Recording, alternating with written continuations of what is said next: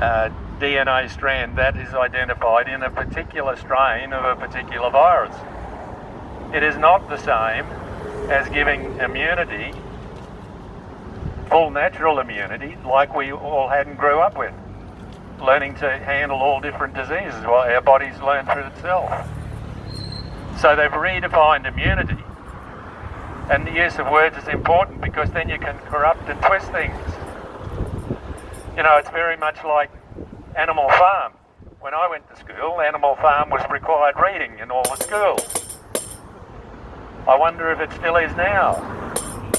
It advises of all the problems of tyranny and all of the sorts of things we're seeing now. So, it's a terrible shame that some of our medical practices have started to exclude people who are not vaccinated. You should look at the data, look at the science. Following the PR and the marketing that the government and Dr. John Gerard is doing is not science. Science is being open to new information. I would very much love for somebody to be able to prove to me that what I'm saying is wrong. And then I could go away and stop having to do all this stuff.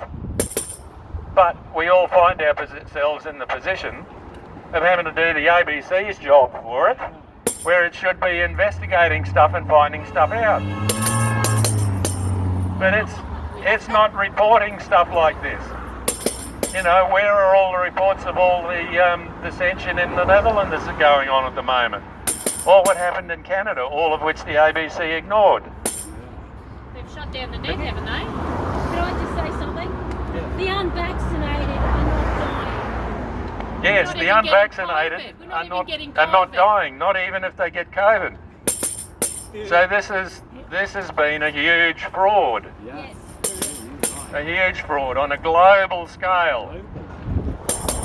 And so for medical practices to be excluding people because they are unvaccinated is just totally unethical. And that is why we are here in front of the Brighton Medical Practice. We know there are other medical practices doing that as well, but it is unethical, it is immoral, it is discriminatory, it is disgraceful.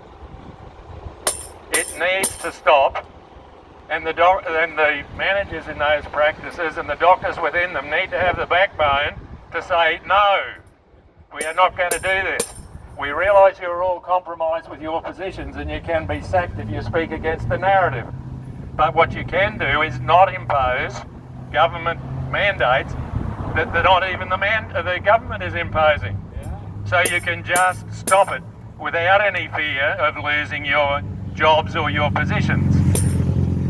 And for God's sake, have a look at some of the science. Stop just believing the PR, the marketing and the narrative that was developed a year or two back when nobody knew what this all was. Well, when I say nobody, the people who released it upon us knew about it, but we all didn't, and so we went along with it. But it just needs to stop. Practices, yes, it just needs to stop. The discrimination needs to stop. The discrimination needs to stop. The medical discrimination needs to stop.